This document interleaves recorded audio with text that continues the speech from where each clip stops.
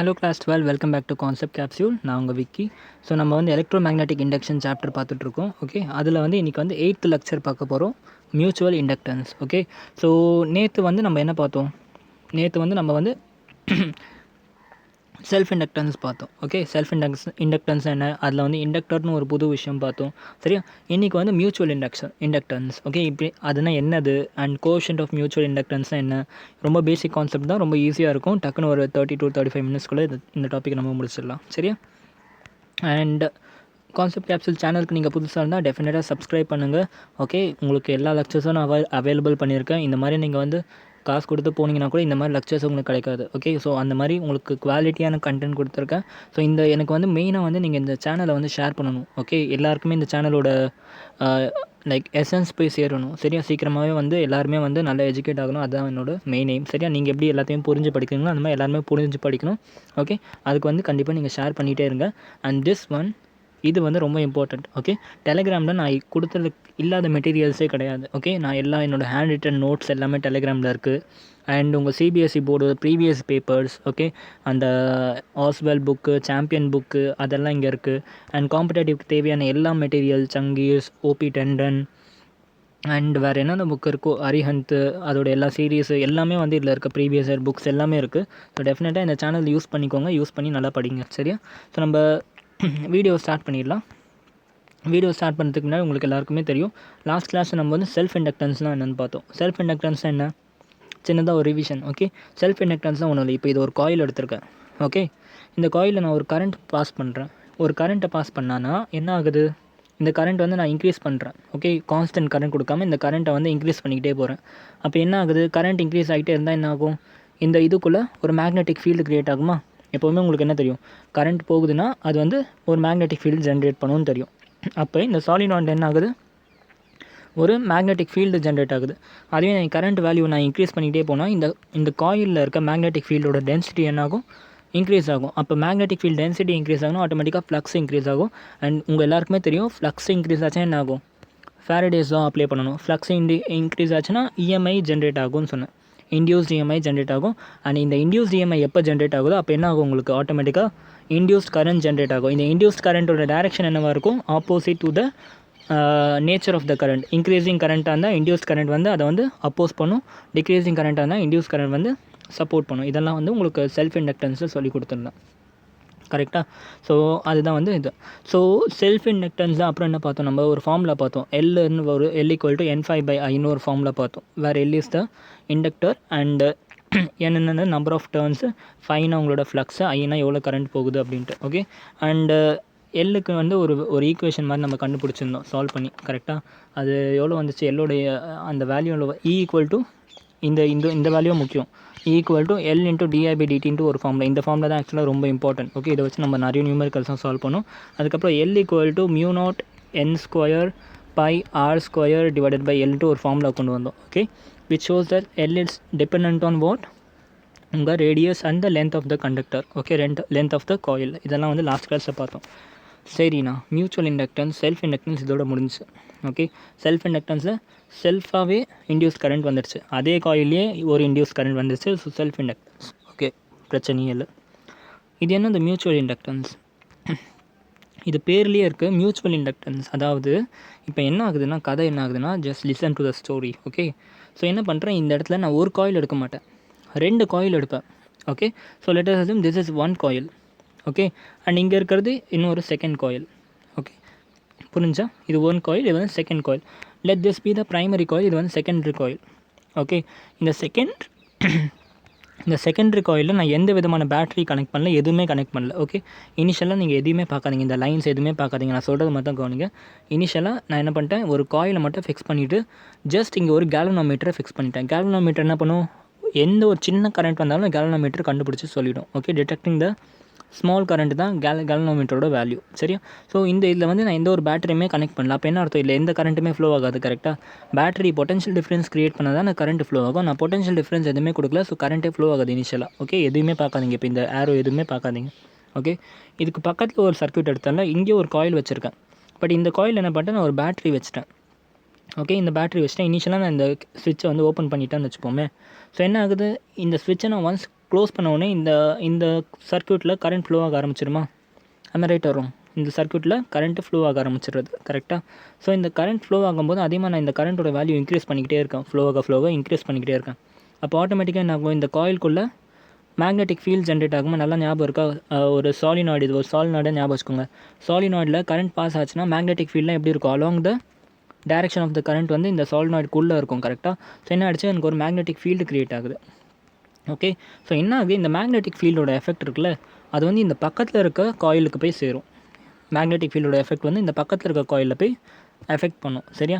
இப்போ வாங்க, இப்போ என்ன ஆகும்னா, இந்த பக்கத்தில் இருக்க காயில் என்ன ஆகிடுச்சு, நீங்கள் எந்த கரண்ட்டுமே கொடுக்கல, பட் ஆனால் இதுக்கு என்ன ஆகிடுச்சு, ஒரு மேக்னெட்டிக் ஃபீல்டு வருது. ஓகே, உங்கள் எல்லாருக்கும் தெரியுமா, ஒரு மேக்னெட்டிக் ஃபீல்டில் ஒரு கண்டக்டரை கொண்டு போய் வச்சா என்ன ஆகும், அந்த கண்டக்டரில் சார்ஜஸ்லாம் மூவ் ஆக ஆரம்பிச்சிடும் தெரியும் கரெக்டாக. ஸோ என்ன ஆகுது, இந்த மேக்னெட்டிக் ஃபீல்டு இங்கே வர்றதுனால உங்களோட right hand thumb rule apply பண்ணுங்கள். டைரெக்ஷன் ஆஃப் மேக்னெட்டிக் ஃபீல்டு உங்கள் தம்பை வச்சுக்கோங்க, உங்கள் கையை வந்து கேர்ள் பண்ணுங்கள். அப்போ என்ன ஆகுது, உங்கள் கரண்ட் வந்து இந்த டைரெக்ஷனில் ஃப்ளோ ஆகிற மாதிரி வரும். Right hand thumb rule apply பண்ணிங்கன்னா கரெக்டாக. ஸோ என்ன ஆகுது, ஒரு கரண்ட் வந்து ஃப்ளோ ஆகுது. பட் ஆனால் என்ன பிரச்சனை, இங்கே எதுவுமே நம்ம தான் பேட்டரியே எடுக்கலையே, அப்புறம் எப்படி இங்கே கரண்ட் ஃப்ளோ ஆகுதுன்னா, பிகாஸ் ஆஃப் வாட், இந்த பையனால் இந்த இடத்துலையும் கரண்ட் ஃப்ளோ ஆக ஆரம்பிச்சிடுச்சு. ஓகே, அப்போ நீங்கள் இங்கே கொடுக்குற நார்மல் கரண்ட்னால இந்த இடத்துல ஒரு induced current. Okay, induce current பாருங்கள், இதோட டேரெக்ஷன் பாருங்கள், இதோட டேரெக்ஷன் இப்படி இருக்குது, இன்டியூஸ் கரண்ட்டோட டேரெக்ஷன் இப்படி இருக்குது, ஆப்போசிட்டாக இருக்குது பார்த்தீங்களா. ஸோ இன்டியூஸ் கரண்ட் இங்கே வர இன்டியூஸ் கரண்ட் ஒரு பக்கம். ஓகே, அதையும் தாண்டி இங்கே ஒரு இன்டியூஸ் கரண்ட் கிரியேட் ஆச்சு. ஆனால் இந்த காயிலுக்கும் சம்மந்தமே இல்லை. ஓகே கரெக்டாக. ஸோ இதுதான் வந்து மியூச்சுவல் இண்டக்டன்ஸ்னு சொல்லுவாங்க. புரியுதா? ஆட்டோமேட்டிக்கலாக கரண்ட் இன்டியூஸ் ஆகுது வித்தவுட் எனி பேட்டரி. இந்த கரண்ட் என்ன current, induce current, because of the magnetic field வந்திருக்கு, இந்த மேக்னெட்டிக் ஃபீல்டுனால வந்திருக்கு. புரிஞ்சா? கிளியர்? இந்த மேக்னெட்டிக் ஃபீல்டை வேரி பண்ணிகிட்டே போனோம்னாக்கா ஆட்டோமேட்டிக்காக ஃப்ளக்ஸ் சேஞ்ச் ஆகும். ஃப்ளக்ஸ் சேஞ்ச் ஆச்சுன்னா ஆட்டோமேட்டிக்காக இன்டியூஸ் கரண்ட்டோட வேல்யூவும் அதிகமாகவும் கம்மியாகும். அது வந்து பேஸ் பண்ணியிருக்கு. சரியா? ஸோ மியூச்சுவல் இண்டக்டன்ஸ்னால் என்னென்னு புரியுதா? ஒரு ஃபீல் வந்துடுச்சா? ஓகே, இப்போ நான் இது எல்லாத்தையுமே ஒரு தியரியை எழுதி வச்சுருக்கேன். Current in primary create a magnetic field, definitely we all know that. Okay, and இதான் பிரைமரி கரெக்டாக. இல்லை கரண்ட்டை பாஸ் பண்ணாலும் ஒரு மேக்னெட்டிக் ஃபீல்டு வந்து க்ரியேட் ஆகும். அந்த மேக்னெட்டிக் ஃபீல்டு என்ன ஆகுது, பாசஸ் த்ரூ செகண்டரி காயிலில் அந்த மேக்னெட்டிக் ஃபீல்டு பாஸ் ஆகுது. Okay, if I in the primary changes, ஒருவேளை இந்த ஐயை நான் மாற்றிக்கிட்டே இருக்கேன், ப்ரைமரியில் இன்க்ரீஸ் பண்ணிக்கிட்டே இருக்கேன், அப்போ என்ன ஆகும், மேக்னெட்டிக் ஃபீல்டும் இன்க்ரீஸ் ஆகும். அப்போ இந்த செகண்டரியில் போகிற மேக்னெட்டிக் ஃபீல்டில் என்ன ஆகும், இன்க்ரீஸ் ஆகும். மேக்னெட்டிக் ஃபீல்டு இன்க்ரீஸ் ஆச்சுன்னா என்ன ஆகும், ஃப்ளக்ஸ் இன்க்ரீஸ் ஆகும். கரெக்டாக, மேக்னெட்டிக் ஃப்ளக்ஸ் இன்க்ரீஸ் ஆகும். மேக்னெட்டிக் ஃப்ளக்ஸ் இன்க்ரீஸ் ஆச்சுன்னா என்ன ஆகும், ஃபாரடேஸ் லா அப்ளை பண்ணணும். மேக்னெட்டிக் ஃப்ளக்ஸ் இந்த செகண்டில் இன்க்ரீஸ் ஆச்சுன்னா செகண்ட் ஒன் என்ன ஆகும், இன்டியூஸ்ட் இஎம்எஃப் கிரியேட் ஆகும். இன்டியூஸ்ட் இஎம்எஃப் கிரியேட் ஆகும் according to Faraday's law. Okay, once induced EMF create ஆகிடுச்சுன்னா இது க்ளோஸ்டு சர்க்யூட் தானே, அப்போ ஆட்டோமேட்டிக்காக என்ன ஆகும், ஒரு இன்டியூஸ்ட் கரண்ட்டும் ஜென்ரேட் ஆகும். கரெக்டாக, அந்த இன்டியூஸ்ட் கரண்ட் தான் வந்து என்ன சொல்லுவோம், மியூச்சுவல் இண்டக்டன்ஸ்னு சொல்லுவோம். புரிஞ்சா? ஸோ பாருங்கள், இது வந்து ப்ரைமரி, அந்த ஒரே ஒரு காயில் மட்டும் எடுத்திருக்கேன். இது வந்து செகண்டரி காயில். ஓகே, இந்த தனித்தனியாக எடுத்தாலும் அதில் ஒரே ஒரு காயில் மட்டும் எடுத்து உங்களுக்கு கொஞ்சம் ஈஸியாக இருக்கும்ட்டு காமிக்கிறேன். இனிஷியலாக என்ன பண்ணேன், ப்ரைமரியில் கரண்ட் பாஸ் பண்ணேன். ப்ரைமரியில் கரண்ட் பாஸ் பண்ணால் ஆட்டோமேட்டிக்காக என்ன ஆகும், மேக்னெட்டிக் ஃபீல்டு இன்டியூஸ் ஆகும். ஓகே, இங்கே வர மேக்னெட்டிக் ஃபீல்டு என்ன பக்கத்தில் இருக்க காயிலில் போய் எஃபெக்ட் காமிக்குது. ஸோ இங்கே ஒன்ஸ் மேக்னெட்டிக் ஃபீல்டு கிரியேட் ஆகிடுச்சு, இந்த கரண்ட்டை நான் வேரி பண்ணிக்கிட்டே இருக்கேன். அப்போ மேக்னெட்டிக் ஃபீல்டு டென்சிட்டி வந்து மாறிக்கிட்டே இருக்கும். கரெக்டாக, அப்போ ஃப்ளக்ஸ் வந்து சேஞ்ச் ஆகும். ஃப்ளக்ஸ் சேஞ்ச் ஆச்சுன்னா ஆட்டோமேட்டிக்காக என்ன ஆகும், இன்டியூஸ்ட் இஎம்எஃப் கிரியேட் ஆகும். இன்டியூஸ்ட் இஎம்எஃப் கிரியேட் ஆச்சுன்னா ஆட்டோமேட்டிக்காக என்ன ஆகிடுது, இந்த இடத்துல கரண்ட் வந்து ஜென்ரேட் ஆகிடும், இன்டியூஸ்ட் கரண்ட்டுன்னு சொல்லுவோம். ஓகே, இந்த ப்ராசஸ் தான் வந்து மியூச்சுவல் இண்டக்டன்ஸ்னு சொல்லுவோம். புரிஞ்சா? கிளியரில் மியூச்சுவல் இண்டக்டன்ஸோட கான்செப்ட் எல்லாம் புரிஞ்சா? ஓகே, ஸோ இப்போ ஒரு விஷயத்தை கவனிங்க. நான் இந்த இடத்துல வந்து கரண்ட்டோட வேல்யூ அதிகமாக எனக்கு என்ன ஆகுது, இந்த சைடில் ஃப்ளக்ஸோட வேல்யூ அதிகமாகிட்டே போகுதா? ஓகே, ஸோ இந்த சைடில் வந்து எவ்வளோ நான் கரண்ட்டை அதிகமாக்குறேன்னா அவ்வளோக்கு எனக்கு மேக்னெட்டிக் ஃப்ளக்ஸ் சேஞ்ச் ஆகுதா இல்லையா? நீங்கள் யோசிச்சு சொல்லுங்கள். கரண்ட்டோட வேல்யூ அதிகமாக மேக்னெட்டிக் ஃபீல்டு அதிகமாகுது. மேக்னெட்டிக் ஃபீல்டு அதிகமாக ஃப்ளக்ஸும் அதிகமாகும். கரெக்டாக, அப்போ ஒரு விதத்தில் இப்போ நான் என்ன பண்ண போகிறேன்னா, நான் ஒரு ஈக்குவேஷன் ஜென்ரேட் பண்ண ட்ரை பண்ண போகிறேன். ஓகே, அப்போ ஒரு விதத்தில் as my primary current increases, my total flux also increases in the second one. Okay, இது 5-1 இதோட ஃப்ளக்ஸ்னா 5-2 வந்து இதோட ஃப்ளக்ஸ். கரெக்டாக, ஸோ என்னோட 5-2 வந்து directly proportional to current in first one. இந்த சர்க்யூட்டில் நான் எவ்வளோ கரண்ட்டை கொடுக்குறேனோ டைரக்ட்லி ப்ரொபோஷனல் டு வாட், இதில் சேஞ்ச் ஆகிற ஃப்ளக்ஸ், டோட்டல் ஃப்ளக்ஸ், அதை 2ன்னு வச்சுக்கிறேன்னா 5-2 total. Okay, so I1 is directly proportional to 5-2 total, flux 2 இன், அதாவது flux in the second one, அதாவது டோட்டல் ஃப்ளக்ஸ் மொத்தமாக இருக்க ஃப்ளக்ஸை ஆட் பண்ணுறேன், செகண்ட் ஒனில் இருக்க ஃப்ளக்ஸோட டோட்டல். கரெக்டாக, ஸோ இந்த ப்ரொபோஷனாலிட்டியை ரிமூவ் பண்ணுறதுக்கு நான் ஒரு கான்ஸ்டன்ட் கொண்டு வரேன். அந்த கான்ஸ்டன்ட் தான் M. Okay. So phi two அதாவது flux in the second one is equal to mu into அதாவது எம்னு சொல்லுவது எம் இன்ட்டு ஐ, வெறும் ஐன்னு சொல்லக்கூடாது, I1ன்னு சொல்லணும், எழுதிக்கோங்க. ஓகே. I2 அதாவது phi two equal to M into I1ன்னு எழுதிக்கோங்க. கரண்ட் இந்த ஒன். அப்போ நல்லா பாருங்கள், இதோட ஃப்ளக்ஸு வந்து இதை டிபெண்ட் பண்ணியிருக்கு. இதோட ஃப்ளக்ஸ் வந்து இந்த இதுவை டிபெண்ட் பண்ணியிருக்கு. ஆனால் இது ரெண்டும் எந்த விதத்துலையும் கனெக்டட் தான் இல்லை. ஓகே, புரிஞ்சா? So phi two equal to flux இந்த second one is equal to M into I1. இந்த இடத்துல I1 எழுதிக்கோங்க, மறந்துடாதீங்க, I1 எழுதுங்க. ஓகே, எம் ஐன்னு மட்டும் எழுதக்கூடாது, I1ன்னு எழுதணும். சரியா? But this M is known as coefficient of mutual inductance. Okay, இந்த M என்னது? coefficient of mutual inductance. Okay, இந்த coefficient of mutual inductanceக்கு யூனிட் என்ன வரும்? ஆப்வியஸாக இதோட யூனிட் என்ன? வெப்பர். கரெக்டாக? ஃப்ளக்ஸோட யூனிட் வெப்பர், ஐயோட unit ampere. So weber per ampere தான் வந்து கோஎஃபிஷியன்ட் ஆஃப் மியூச்சுவல் இண்டக்டன்ஸோட யூனிட். ஓகே, ஆப்வியஸாக வெப்பர் பை ஆம்பர் என்ன சொல்லுவோம்னா ஹென்ரின்னு சொல்லுவோம். ஓகே, ஸோ அப்போ இதோட யூனிட்டை வந்து ஹென்ரி தான். ஓகே, புரிஞ்சா? எல்லோட யூனிட் மாதிரி தான் இதோட யூனிட்டும். ஓகே, புரிஞ்சா? இண்டக்டரோட யூனிட் தான் இதோட யூனிட்டும். ஓகே, ஸோ இப்போ வந்து நீங்கள் சொல்லுங்கள், இந்த கோஎஃபிஷியன்ட் ஆஃப் மியூச்சுவல் இண்டக்டன்ஸ் எதை டிபெண்ட் பண்ணியிருக்கு? நீங்களே சொல்லுங்கள். Mutual inductance depends on phi two and I1 சொன்னிங்கன்னா நான் உதைப்பேன். ஓகே, ஆல்ரெடி உங்களுக்கு இந்த கான்செப்ட் நான் சொல்லி கொடுத்துட்டேன். ஓகே, நல்லா கவனிங்க, ஐயை இன்க்ரீஸ் பண்ணால் ஃபை இன்க்ரீஸ் ஆகுது. கரெக்டாக? ஜஸ்ட் இந்த ப்ரொபோஷனாலிட்டியை ரிமூவ் பண்ணுறதுக்கு நம்ம எம் கொண்டு வந்தோம். ஸோ இது வந்து எம் வந்து ஃபையும் டிபெண்ட் பண்ணி இருக்குன்ட்டு அர்த்தம் கிடையாது. இப்படி நம்ம ப்ரொபோஷனாலிட்டி ரிமூவ் பண்ணி ஒரு ஈக்குவேஷனில் போட்டுட்டோம்னா இது எதுவும் வந்து டிபெண்டாக இருக்குன்னு அர்த்தம் இல்லை. அப்படிப்பட்ட V = IR வச்சுக்கோங்க. இதுதான் பெஸ்ட் எக்ஸாம்பிள். எப்போவுமே நான் இதான் சொல்லுவேன். ஓகே, ஆர்ன்றது என்ன? V அண்ட் ஐயை டிபெண்ட் பண்ணியா இருக்குது? இல்லை. ரெசிஸ்டன்ஸ்ன்றது என்ன? ஒரு மெட்டீரியலோட ப்ராப்பர்ட்டி. R = ρl/A தான் படிச்சிருப்பீங்க. Okay, length of the resistor and area of the ரெசிஸ்டரை வச்சு தான் உங்களுக்கு என்ன இருக்குது? Conductor length of the conductor and area of the conductor வச்சு தான் என்ன இருக்குது? உங்கள் ரெசிஸ்டன்ஸ் வேல்யூ டிபெண்டாக இருக்குது. நாட் ஒன்லி பிகாஸ் இந்த ஈக்குவேஷனில் இருக்கனால V அண்ட் ஐயில் டிபெண்டாக இருக்குன்னு நம்ம சொல்ல முடியும். அந்த மாதிரி தான் இதுவும் ஒரு கான்ஸ்டன்ட். இந்த கான்ஸ்டன்ட் வந்து எதை டிபெண்ட் பண்ணியிருக்குன்னா எழுதிக்கோங்க. This constant is generally depend on geometry of the coil. Okay, அந்த காயிலோட ஜாமெட்ரி, அது சர்க்கிள், ஸ்கொயர் எந்த ஷேப்பில் இருக்குன்றதை பொறுத்து, அண்ட் எவ்வளோ செப்பரேஷன் இருக்குது ரெண்டுத்துக்கும் நடுவில், அண்ட் ஓரியன்டேஷன் எப்படி இருக்குது, அதை டிபெண்ட் பண்ணி தான் உங்களுக்கு வந்து எம்மோட வேல்யூ இருக்குது. ஓகே, ஸோ இப்போ என்ன பண்ணுறோம், நம்ம எம்முக்கு வந்து ஒரு டெஃபினேஷன் சொல்லியாச்சு. ஓகே, இதான் வந்து ஃபர்ஸ்ட் டெஃபினேஷன் எம்மோடது. ஓகே, ஸோ எம்மோட டெஃபினேஷன் எப்படி போனிக்கலாம்? எம்மோட டெஃபினேஷன் என்ன சொல்லிக்கலாம் இதைப்படி. ஆனால் இது இம்பார்ட்டன்ட் கிடையாது, சும்மா ஒரு வாட்டி கேட்டுக்கோங்க. Coefficient of mutual inductance can be defined as that magnitude of phi flux, okay, in the secondary one when we produce 1 ampere of current. Okay, இதான் வந்து ஃபர்ஸ்ட் டெஃபினேஷன். இது ரொம்ப இன்ஃபேமஸ். ஓகே, இது வந்து ஃபேமஸ் கிடையாது. ஓகே, செகண்டாக ஒரு definition கொண்டு வர போகிறோம். ஓகே, அது எப்படின்னா இன்டியூஸ்ட் EMF வச்சு. ஓகே, இப்போ நல்லா யோசிங்க. இந்த இடத்துல என்ன ஆயிடுச்சு? மேக்னெட்டிக் ஃபீல்டு வந்துச்சு. மேக்னெட்டிக் ஃபீல்டு வந்துன்னா ஃப்ளக்ஸ் சேஞ்ச் ஆச்சு. ஃப்ளக்ஸ் சேஞ்ச் ஆனதுனால இன்டியூஸ்ட் EMF க்ரியேட் ஆச்சுல்ல. So induced EMF in second one எப்படி கண்டுபிடிப்பீங்க? Induced EMF in second one கண்டுபிடிக்கும் உங்களுக்கு ஃபார்முலா சொல்லி கொடுத்துருக்கேன். ஓகே, எப்படி? d∅/dt பண்ணோம்னா இன்டியூஸ்ட் EMF வரும். உங்களுக்கு எல்லாருக்குமே தெரியும் அந்த ஃபார்முலா. கரெக்டாக? ஸோ இன்டியூஸ்ட் EMF ஒரு ஃபார்முலா என்ன? Minus d∅/dt. கரெக்டாக? d∅/dt. ஓகே, இந்த இடத்துல பாருங்கள், d∅ என்ன ஃபை எடுக்கணும்? d∅1 எடுக்கணுமா d∅2 எடுக்கணுமா? ஆப்வியஸாக செகண்ட் ஒன் தான் எடுக்கணும். ஏன்னா செகண்ட் ஒனில் தான் நம்ம இன்டியூஸ்ட் EMF கண்டுபிடிக்கிறோம். அப்போ செகண்ட் ஒன்னோட φ2 தான் எடுக்கணும். சரியா? அப்போ E2 = மைனஸ் d∅2/dt. கரெக்டாக? Minus d∅2/dt. இது ஏன் மைனஸ் வருதுன்ற நான் உங்களுக்கு ஆல்ரெடி சொல்லிட்டேன். சரியா? நம்ம திருப்பி அதே பார்க்கக்கூடாது. டேரெக்ஷன் பொறுத்து நம்ம போட்டிருக்கோம். டேரெக்ஷன் வந்து ஆப்போசிட்டாக இருக்குன்னா நம்ம நெகட்டிவ்னு காமிக்கிறோம். சரியா? ஸோ இப்போ பாருங்கள், இப்போ ஜஸ்ட் நான் கொஞ்ச நேரத்துக்கு முன்னாடி நம்ம என்ன பண்ணுவோம்? d∅2க்கு ஒரு ஈக்குவேஷன் கண்டுபிடிச்சோம். ஞாபகம் இருக்கா? d∅2 = என்னது? Mu into I1. Okay, mu into I1. அந்த ஈக்குவேஷன் நான் இங்கே போட்டுக்கலாமா? மியூ இன்ட்டு I1 இங்கே போட்டுக்கிட்டேன். ஓகே, ஸோ இப்போ இந்த மியூ வந்து ஒரு கான்ஸ்டன்ட். இப்போ தான் சொன்னேன், அந்த மியூவை நான் வெளியே எடுத்துக்கிறேன். நான் மியூ வந்து வெளியே எடுத்துக்கிறேன். அப்போ என்ன ஆகுது? EMF இந்த செகண்ட் ஒன், அதாவது இன்டியூஸ்ட் EMF இந்த second one = minus m di1/dt. இந்த ஈக்குவேஷன் பாருங்கள், ரொம்ப இன்ட்ரெஸ்டிங்காக இருக்குது. அதாவது ரெண்டு காயில் எடுத்தேன் நான். First coil, second coil. இதுக்கும் எந்த விதமான கனெக்ஷனும் கிடையாது. ஆனால் செகண்ட் காயிலில் இருக்க EMF எப்படி வருதுன்னா என்னோடய ஃபஸ்ட்டு காயிலுடைய கரண்ட்டை டிபெண்ட் பண்ணி இருக்குது. இது எந்த கதை தெரியுமா? ஒரு காமெடி ஒன்று வரும். அஜித் இருப்பாங்க, அது என்ன படம்னு எனக்கு ஞாபகம் இல்லை. சரியா? ஆட்டோக்காரர் ஒருத்தர் இருப்பான். அவன் வந்து ஆட்டோ ஸ்டார்ட் ஆகலன்னு சொல்லுவான். அப்போ அஜித் வந்து ஜஸ்ட்டு கண்ணாடியை திருப்பி விட்டுரு, இப்போ ஸ்டார்ட் பண்ணிப்பார், ஸ்டார்ட் ஆகும் அப்படின்னு. அப்போ அவன் கேட்பான்ல, கண்ணாடி திருப்பினா ஆட்டோ எப்படிப்பா ஸ்டார்ட் ஆகும்? அதே கதை தான் இங்கேயும் நடக்குது. என்னென்னு பாருங்கள், இந்த இடத்துல செகண்ட் காயிலுக்கும் ஃபஸ்ட் காயிலுக்கும் சம்மந்தமே இல்லை. ஆனால் நீங்கள் ஃபஸ்ட்டு காயிலில் கரண்ட்டை கொடுத்தீங்கன்னா ஆட்டோமேட்டிக்காக செகண்ட் காயிலில் வந்து இஎம்எஃப் இன்டியூஸ் ஆகுது. அதோட ஈக்குவேஷன் உங்களுக்கு ப்ரூவ் ஆகுது. EMF of the second coil equal to what? Minus M. M is a constant. Okay. And di1 divided by d2. அதாவது உங்கள் ஃபஸ்ட்டு காயிலில் எவ்வளோ ரேட்டில் கரண்ட் கொடுக்குறீங்கன்றதை பொறுத்து தான் உங்களுக்கு வந்து E2 இருக்குது. Okay. So induce EMF is in secondary is due to the change in current in the primary. புரிஞ்சா? ஸோ இதுதான் வந்து முக்கியமான ஒரு இது. சரியா? வேணால் நீங்களும் இந்த மாதிரி ஞாபகப்படுத்துறதுக்காக இந்த ஆட்டோவோட எக்ஸாம்பிள் வரைஞ்சி வச்சுக்கோங்க. ஓகே.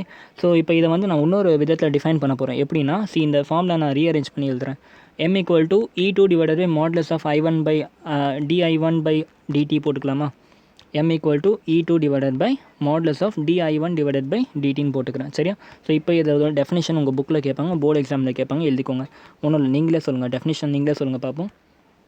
கோஷன்ட் ஆஃப் மியூச்சுவல் இண்டக்டன்ஸை எப்படி டிஃபைன் பண்ணுவீங்கன்னா, quotient of mutual inductance okay is defined as that EMF of the secondary coil. Okay, நல்லா கவனிங்க. Coefficient of mutual inductance is defined as that EMF of the secondary coil in which when we pass a unit current, okay, a unit current ன்னு சொல்லலாம், இல்லை 1 ampere per second current, when we pass 1 ampere per second of current in the primary coil. Okay. So இன்னும் நல்லா உங்களுக்கு புரியணுன்றதுக்காக நான் இங்கே எழுதி காமிக்கிறேன் பாருங்கள். Okay. So when the rate of change of current okay in primary coil is 1 ampere per second, அதாவது இந்த primary வந்து இந்த denominator value வந்து 1 ஆக்கணும். okay, when my rate of change of current is 1 ampere per second, இல்லாட்டி நீங்கள் டைரெக்டாக 1 ஹென்ரின்னு சொல்லிக்கலாம். 1 Henry, then the EMF induced, okay பாருங்கள், then the EMF induced is known as what? Coefficient of mutual inductance. புரிஞ்சா? இந்த definition கண்டிப்பாக கேட்பாங்க board எக்ஸாமில். ஓகே. ஸோ டெஃபினிஷன் புரிஞ்சா? சூப்பர்ரா. இப்போ என்ன பண்ணுறோம், நம்ம கொஷின் சால்வ் பண்ணலாம். Okay. See, find the coefficient of mutual inductance for a pair of concentric coil. ஆக்சுவலாக இதில் வந்து உங்களுக்கு வந்து அந்த எம்முக்கு வந்து கரெக்டான வேல்யூ கண்டுபிடிப்பீங்க. இது ஒரு NCERT கொஷின் தான், பட் இந்த கொஷின் வழியாக எம்மோட வேல்யூ உங்களால் கண்டுபிடிக்க முடியும். சரியா? So find the coefficient of mutual inductance for a pair of concentric coil as shown in the figure. Okay. So என்ன பண்ணிட்டோம், ஒரு காயில் ஒன்று எடுத்துருக்காங்க, அதுக்குள்ளே இன்னொரு காயில் இருக்குது. ஓகே. நான் என்ன பண்ணுறேன், ஃபஸ்ட்டு காயிலில் ப்ரைமரி காயில்னு அசியூம் பண்ணிக்கிறேன், உள்ளே இருக்க காயிலில் செகண்டரி காயில்னு அசியூம் பண்ணிக்கிறேன். ஓகே. அண்ட் கொஷனில் கீவன் என்னென்னா R1 is much greater than R2. அதாவது இந்த R1 வந்து ரொம்ப பெருசாக ஆஸ் கம்பேர்ட் டு R2, ஒரு குட்டி காயில். ஓகே. ஸோ இந்த மாதிரி தான் செட்டப் இருக்குது. இதில் வந்து கோஎஃபிஷியன்ட் ஆஃப் மியூச்சுவல் இண்டக்டன்ஸ் கேட்குறாங்க. Okay. So lettuce assume we are passing current in the primary coil. I1 current வந்து நீங்கள் ப்ரைமரி காயிலில் பாஸ் பண்ணுறீங்கன்னு அஸ்யூம் பண்ணிக்கோங்க. ஓகே. ஸோ ஒன்ஸ் நீங்கள் இந்த ப்ரைமரி காயிலில் I1 கரண்ட்டு பாஸ் பண்ணால் என்ன ஆகும், இதில் வந்து ஒரு மேக்னெட்டிக் ஃபீல்டு இன்டியூஸ் ஆகும். அந்த மேக்னெட்டிக் ஃபீல்ட்னால் என்ன ஆகும், உள்ளே இருக்க காயிலில் மேக்னெட்டிக் ஃப்ளக்ஸ் க்ரியேட் ஆகும். சரியா? அதுக்கு ஒரு ஈக்குவேஷன் நம்ம ரெடி பண்ணலாம். Okay. So due to current in I1, okay, due to current I1 in the primary, okay, magnetic field is generated and magnetic field as center of the secondary coil is, okay, என்ன சொல்கிறேன்னா, இதனால் வந்து ஒரு magnetic field generate ஆச்சா இந்த I1னால். Okay. இந்த I1னால் என்ன ஆச்சு, ஒரு மேக்னெட்டிக் ஃபீல்ட் ஜென்ரேட் ஆச்சு. ஓகே. ஸோ மேக்னெட்டிக் ஃபீல்டோட டேரெக்ஷன் எப்படி இருக்கும், ஒரு ரிங்கில் வந்து உங்களோட அந்த 4 ஃபிங்கர்ஸ் வந்து கரண்ட்டோட டேரெக்ஷன் காமிக்கும். ஓகே. 4 ஃபிங்கர் வந்து கரண்ட்டோட டேரெக்ஷன் காமிக்கும். மேக்னெட்டிக் ஃபீல்டோட டேரெக்ஷன் வந்து உங்களோட இது காமிக்கும், கட்டவிரல் காமிக்கும். அதான் வந்து ரிங்கில். ஓகே. ஸோ அப்படி பார்த்தா மேக்னெட்டிக் ஃபீல்டு வந்து இது வரல வந்து வெளியே வரப்போது உள்ள. ஓகே. டேரெக்ஷன் இப்போதைக்கு இம்பார்ட்டன்ட் இல்லை. Okay. Just forget about it. So என்ன ஆகிடுச்சு, ஏதோ ஒரு விதத்தில் மேக்னெட்டிக் ஃபீல்டு ஜென்ரேட் ஆக போது இந்த காயிலுக்குள்ளே I1னால் ஒரு மேக்னெட்டிக் ஃபீல்டு ஜென்ரேட் ஆகுது. ஓகே. இந்த காயிலுக்குள்ளே I1னால் ஒரு மேக்னெட்டிக் ஃபீல்டு ஜென்ரேட் ஆகுது. ஓகே. நான் என்ன பண்ண போகிறேன்னா, இந்த சென்டர் பாயிண்ட்டில், ஓகே, இந்த சென்டர் பாயிண்ட்டில் டியூ டு திஸ் I1 எவ்வளோ மேக்னெட்டிக் ஃபீல்டு இருக்குன்னு கால்குலேட் பண்ண போகிறேன். அதுக்கு உங்களுக்கு ஆல்ரெடி ஃபார்முலா தான் உங்களுக்கு தெரியும் கரெக்டாக. B = என்னது, டிவைடட் பை 2A, மேலே வந்து μ0 இன்ட்டு ஐன்னு வரும். μ0 இன்ட்டு I டிவைடட் பை 2Aன்ட்டு வரும் மேக்னெட்டிக் ஃபீல்டு கண்டுபிடிக்கிறதுக்கு ஃபார்முலா. ஓகே. ஒரு காயிலில். சரியா? அந்த ஃபார்முலா நான் ஜஸ்ட் அப்ளை பண்ணுவேன். வீணு வந்து B = μ0 into I divided by 2A. கரெக்டாக? ஸோ இப்போ இதில் I வந்து எந்த I எடுப்பீங்க, நல்லா யோசிச்சு சொல்லுங்கள். மேக்னெட்டிக் ஃபீல்டு டியூ டு இந்த கரண்ட். அப்போ டெஃபினட்டாக இந்த I1 வந்து என்ன, இதை தான் எடுப்பீங்க. கரெக்டாக? ஆனால் R என்ன எடுப்பீங்க, இந்த ஏக்கு பதில் என்ன எடுப்பீங்க, R1 எடுப்பீங்களா R2 எடுப்பீங்களா, நல்லா யோசிச்சு சொல்லுங்கள். எந்த காயிலுக்குள்ளே நான் மேக்னெட்டிக் ஃபீல்டு கண்டுபிடிக்க போகிறேன், இந்த காயிலுக்குள்ளே. அப்போ டெஃபினட்டாக எந்த ரேடியஸ் எடுக்கணும், இந்த ரேடியஸ் தான் எடுக்கணும். தப்பு. என்ன சொன்னேன் நான், magnetic field due to this கரண்ட்டுன்னு தான் சொன்னேன். எந்த கரண்ட்டுனால நம்ம மேக்னெட்டிக் ஃபீல்டு கண்டுபிடிக்கிறோமோ அந்த கரண்ட்டோட ரேடியஸ் தான் எடுக்கணும். நீங்கள் இப்போ நான் சொன்ன கான்செப்ட் வந்து ஃப்ளக்ஸுக்கு நீங்கள் கன்ஃபியூஸ் ஆகிட்டீங்க. ஃப்ளக்ஸுக்கு தான் எந்த காயிலை கன்சிடர் பண்ணுமோ அதோட ஏரியா எடுப்போம்.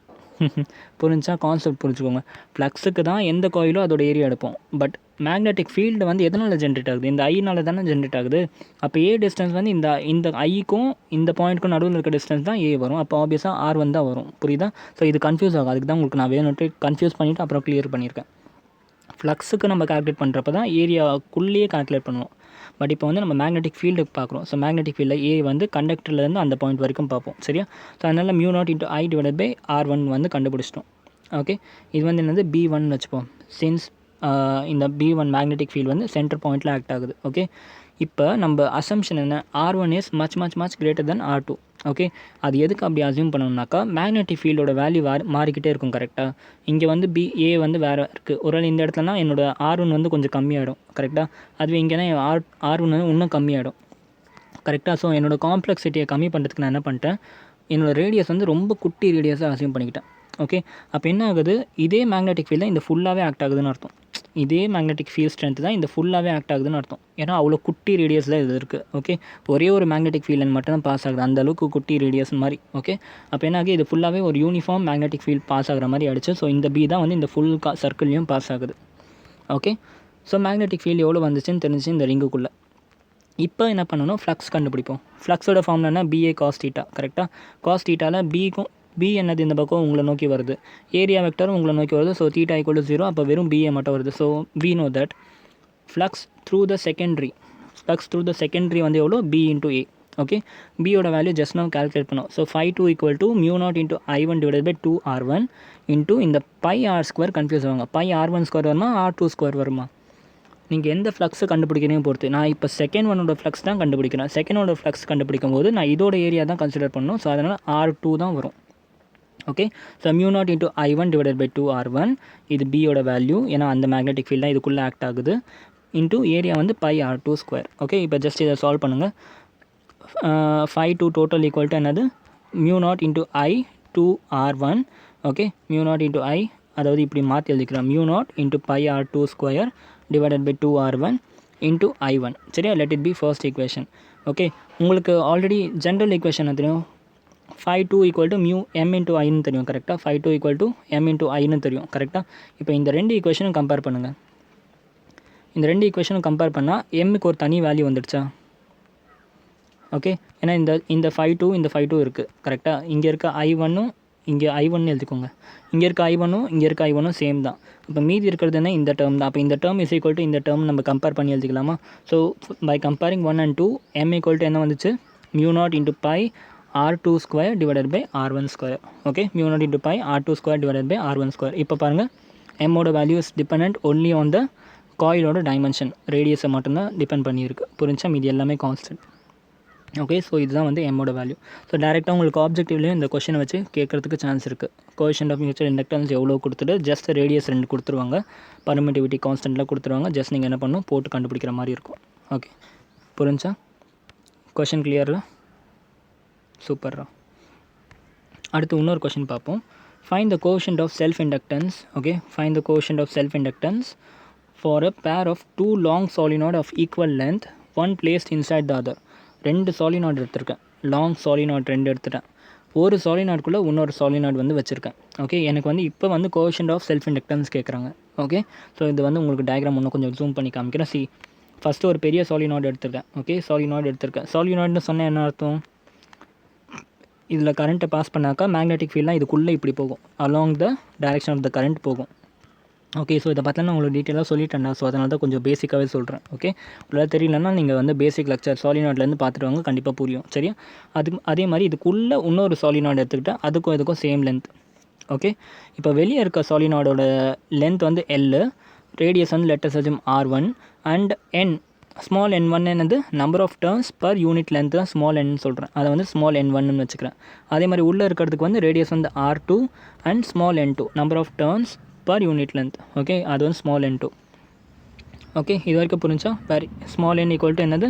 Capital N divided by L. நிறைய வாட்டி உங்களுக்கு சொல்லியிருக்கேன் இதெல்லாம். சரியா? ஸோ இப்போ என்ன பண்ணணும், let us assume current is flowing the bigger solenoid. பெரிய சாலினாய்டில் கரண்ட் ஃப்ளோ ஆகுதுன்னு வச்சுப்போம். I1 கரண்ட் வந்து இந்த பெரிய சாலினாய்டில் ஃப்ளோ ஆகுதுன்னு வச்சுப்போம். சரியா? அப்போ கரண்ட் ஃப்ளோ ஆச்சுன்னா என்ன கிடைக்கும் நமக்கு? மேக்னெட்டிக் ஃபீல்டு ஜென்ரேட் ஆகுமா? ஓகே, மேக்னெட்டிக் ஃபீல்டு ஜென்ரேட் ஆகும். அந்த மேக்னெட்டிக் ஃபீல்டோட ஈக்குவேஷன் என்ன? B = mu naught into I divided by 2a சொன்னீங்கன்னா உதைப்பேன். ஓகே, இது வந்து காயிலோட ஈக்குவேஷன். சாலினாய்டுக்கு மேக்னெட்டிக் ஃபீல்டுக்கு ஒரு தனி ஈக்குவேஷன் வரும், அது வந்து ஆல்ரெடி உங்களுக்கு சொல்லி கொடுத்துருக்கேன். சாலினாய்டுக்கு இன்சைட் த சாலினாய்டு என்ன மேக்னெட்டிக் ஈக்குவேஷன் வரும், mu naught into n1 into i1 வரும். ஆக்சுவலாக மியூ நாட் இன்ட்டு NI தான் equation. Okay, mu naught into NI தான் ஈக்குவேஷன். பட் இந்த இடத்துல N1 அண்ட் I1 ஏன் போடுறேன், பிகாஸ் நான் வந்து வெளியே இருக்க காயிலுக்கு பற்றி பேசிகிட்டு இருக்கேன். வெளியே இருக்க காயிலில் தானே நான் வந்து கரண்ட் கொடுக்குறேன். அப்போ வெளியே இருக்க காயிலில் வந்து கரண்ட் வந்து I1 தானே ஃப்ளோ ஆகுது, அப்போ I1 தான் வரும். வெளியே இருக்க காயில் எத்தனை டர்ன் இருக்கோ அத்தனை N1 தானே இருக்கும். So small N1. சரி, அதனால் வந்து இன்சைட் த சாலினாய்டு எவ்வளோ மேக்னெட்டிக் ஃபீல்டு இருக்கும், mu naught into N1 into I1 இருக்கும். கரெக்டாக புரிஞ்சா? அதே மாதிரி இந்த குட்டி சாலினாய்டு, ஓகே, இந்த குட்டி சாலினாய்டுக்குள்ளே எவ்வளோ கரண்ட் ஃப்ளோ ஆகும், மேக்னெட்டிக் ஃபீல்டு ஃப்ளோ ஆகணும், அதே mu naught into N1 I1 தான் ஃப்ளோ ஆகும். ஏன் அப்படி சொல்கிறேன், ஏன்னா நம்ம தான் இதுக்குள்ளே தனியாக ஒரு கரண்ட்டை கொடுக்கலையே. வெளியே கொடுக்குற கரண்ட்டு தானே நம்ம வந்து வெளியே தானே இந்த வெளியே இருக்க சாலினாய்டு தானே கரண்ட் கொடுக்குறோம். அப்போ இந்த வெளியே இருக்க சாலினாய்டு ஃபுல்லாக மேக்னெட்டிக் ஃபீல்டு உள்ளே இன்டியூஸ் பண்ணுதில்ல. அப்போ உள்ளே இருக்க சாலினாய்டில் எந்த ஸ்பெஷல் கரண்ட்டுமே போகல. அப்போ ஆட்டோமேட்டிக்காக அதில் எவ்வளோ மேக்னெட்டிக் ஃபீல்டு இருக்கும், எவ்வளோ வெளியே மேக்னெட்டிக் ஃபீல்டு இருக்கும் அதே தான் உள்ளேயும் இருக்கும். ஏன்னா இந்த உள்ளே தான் இந்த சின்ன சாலினாய்டும் இருக்குது. ஓகே, ஸோ அதனால் வந்து உள்ளே இருக்க சாலினாய்டில் எவ்வளோ மேக்னெட்டிக் ஃபீல்டு இருக்கும், mu naught into N1 into I1. Okay, mu naught into N1 into I1. இப்போ நமக்கு என்ன வேணும், உள்ளே இருக்க சாலினாய்டில் M எவ்வளோ வருதுன்னு கண்டுபிடிக்கணும். சரி, அதுக்கு என்ன தெரியணும், இப்போ நமக்கு எவ்வளோ ஃப்ளக்ஸ் பாஸ் ஆகுது உள்ளே இருக்க சாலினாய்டில்னு கண்டுபிடிக்கணும்.